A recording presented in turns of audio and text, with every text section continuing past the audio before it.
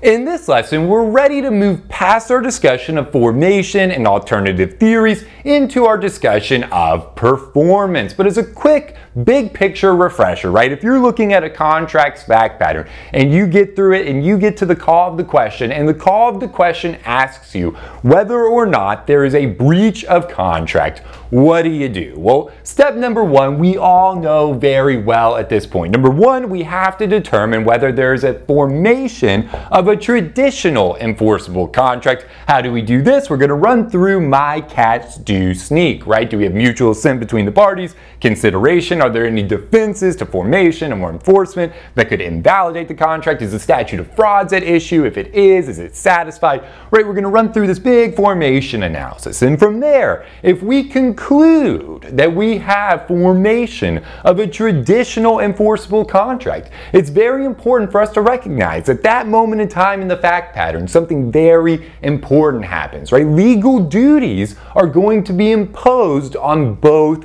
parties to the contract. When we determine we have formation of a traditional enforceable contract, at that moment in time, legal duties are imposed on the parties. And if either party fails to perform their legal duties under the contract, then they are going to be liable for breach of contract, unless somehow their non-performance can be excused. Somehow their legal duty can be discharged. But absent some type of excuse, right, non-performance of a legal duty under the contract is going to result in breach of contract, right? So when we're trying to make that determination, we get to the call of the question that asks us whether or not there is a breach of contract. We know step one, well, do we have formation of a traditional enforceable contract? If so, we know that, okay, now the parties are going to have legal duties imposed on them under the contract.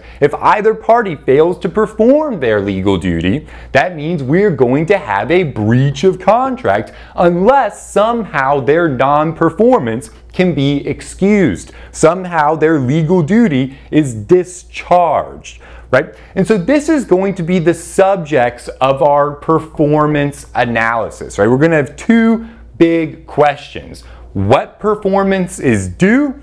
And is any performance discharged, right? As we're working through our performance analysis, right? As we go through all of these lessons, I want everybody to constantly keep these two questions in mind, because organizationally, a performance analysis can be a little bit more all over the place than a formation analysis. Formation is very straightforward, right? We all know what we're doing. My cats do sneak, it's just mutual assent, consideration, defenses, statute of frauds, just bang, bang, bang, bang. Very systematic. Performance goes in a little bit of different directions. It's easier to get lost in a fact pattern. But if you're ever feeling lost, you don't know what to do, you're in a performance analysis, always come home to these two questions. This is what your job on a performance analysis is going to be. Number one, you need to identify what performance is actually due. Once you know what performance is due, all that's left for you to ask is whether any performance can be discharged, where non-performance will be excused, right? And to go through and answer these two questions, right, we have to think about all these different issues, right? And we have another mnemonic. Sarah plays with cats every afternoon, right? Substantial performance versus perfect tender, the parole evidence rule, warranties, conditions, excuses, and anticipatory repudiation. We're going to use all of these topics to answer these two questions. But at its core, if we can answer these two questions, then we can determine whether we have a breach of contract or not, right? To keep it very simple, for example, imagine that I offer to sell you this dry erase marker for $5 and you accept. Right, well, at that point, we know we have formation of a traditional enforceable contract, right? We have mutual assent, we have consideration, there's no defenses to formation or enforcement that could invalidate the contract, statute of frauds is not triggered, so we have formation of a traditional enforceable contract. So at that moment in time, what happens? Each of us have legal duties imposed on us under the contract, right? What are our legal duties? Well, my legal duty is to give you the dry erase marker. Your legal duty is to pay me $5, right? So if either of us fails to perform our legal duties under the contract, then we're going to be liable for breach of contract, unless for some reason our performance could be discharged, where our non-performance will then be excused, right? So imagine here, so if we're going to answer these two questions, right, in that contract, I offer to sell you this dry erase marker for $5 and you accept, what performance is due? Well, your performance that is due is to pay me $5, and my performance that is due is to give you the dry erase marker. Is any performance discharged in that fact pattern? Right? It's so simple. There's no excuse or any way that the performance could be discharged. But if we wanted to throw in some nuance just to add color here, imagine that after I offer to sell you this dry erase marker for $5 and you accept, right? We have formation of a traditional enforceable contract. After our formation in the United States, dry erase markers become illegal in all 50 states. Well, in that case, right, we might have an excuse, right? There might be a reason that you don't pay me the $5, right? We know that your legal duty is to pay me the $5. But if dry erase markers become illegal to possess in all 50 states, you may not want to pay me the $5 for the dry erase marker anymore. If I tried to sue you for breach of contract for not paying me, what would happen, right? Well, the court would say, yeah, sure, there was this performance due of paying $5, but that performance is going to be discharged because this contract is now impracticable. We're going to excuse that non-performance of not paying $5, right?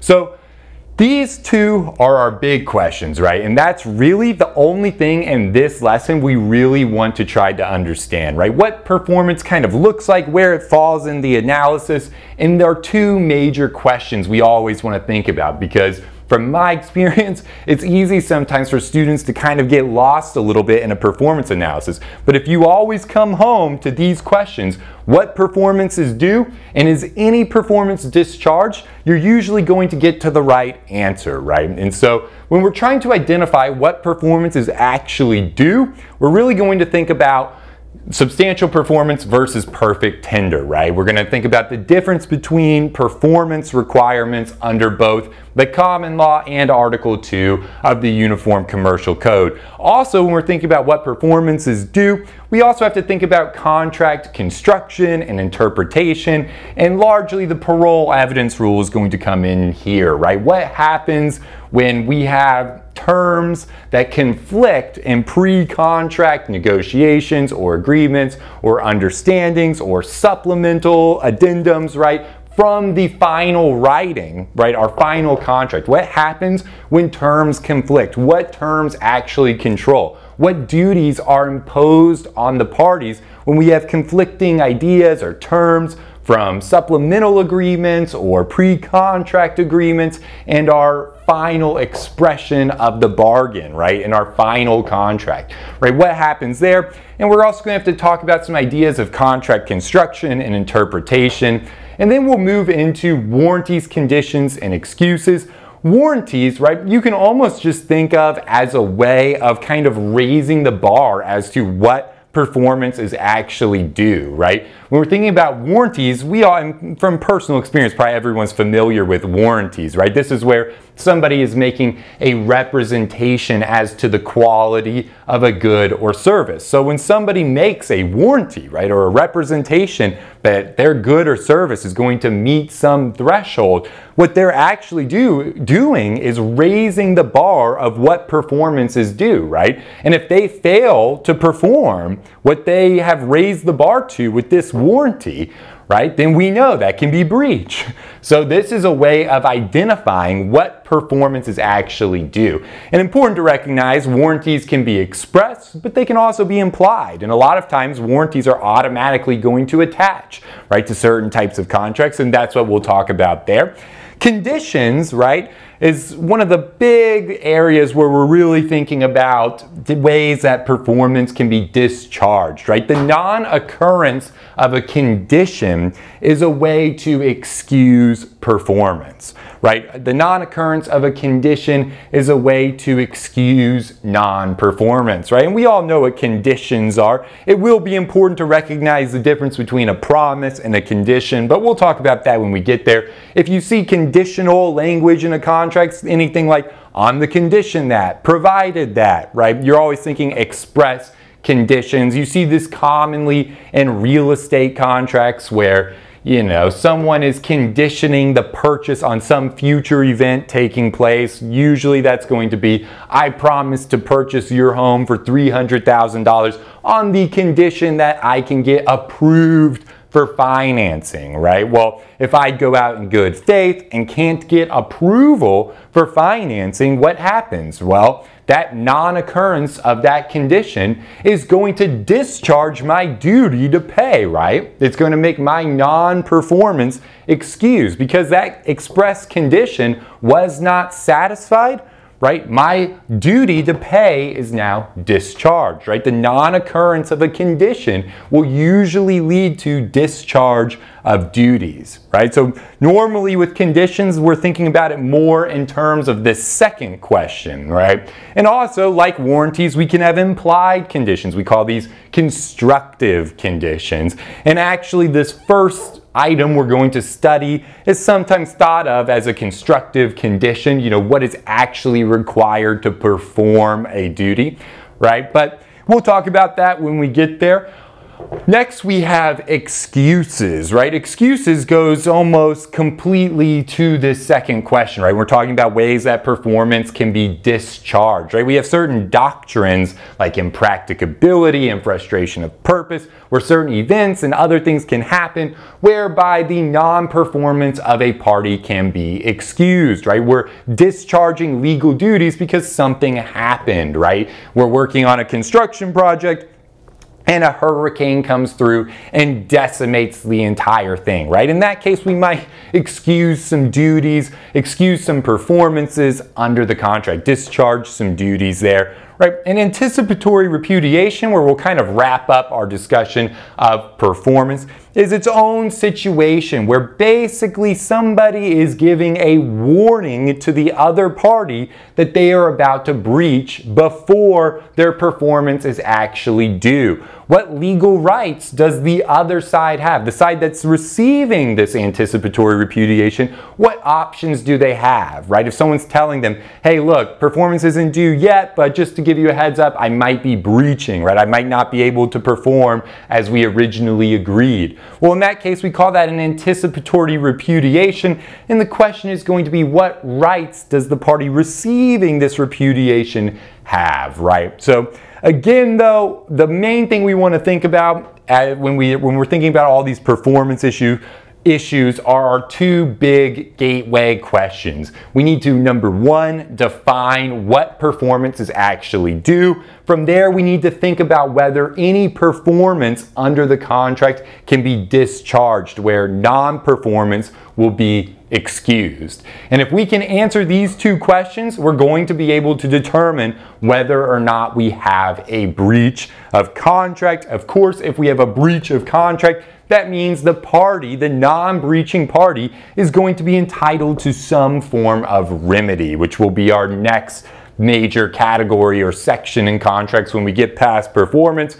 But from here, guys, that's really all we need to talk about in terms of our overview of performance. Don't worry about trying to understand any of these topics right now in this lesson. Obviously, we're going to go into a ton of detail in all of these in our next lessons and really try to explain how it all interweaves and comes together to answer these two big topics, right? What performance is due, and is any performance discharged? But with that, guys, that's really all we need to cover in this lesson. In our next lesson, we'll get into this concept of substantial performance versus perfect tender, really trying to define what performance is due, what performance means when we just use the word performance, really trying to add a definition to it with our discussion of substantial performance versus perfect tender, but we'll get into that in our next video. Until then, guys, I wish you all the absolute best, and I'll see you at our next video. Thank you so much for watching this video preview of our Legal Education Accelerator Program, or LEAP for short. If you would like to see the conclusion of this video and gain full access to our entire 1L and 2L video library, integrated outlines, streamable audio versions, additional practice exams with explanations, and much more, we invite you to head over to our website and join the thousands of law students who have already enrolled. To get started with your no-risk free trial today, simply click the link in the description box below or visit www.studicata.com/leap.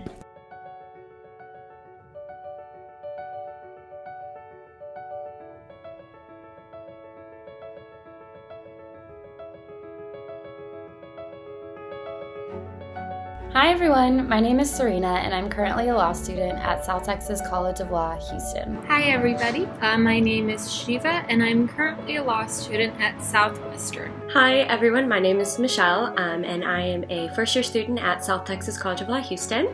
I used the Studicata study video series last semester to help me prepare mostly for contracts, and I actually made an A+ in contracts last semester, which I greatly dedicate to the Studicata videos. By using Studicata to help me prepare for my final exam, I was able to score the highest grade out of my class on the final and even have my essay distributed as the model answer.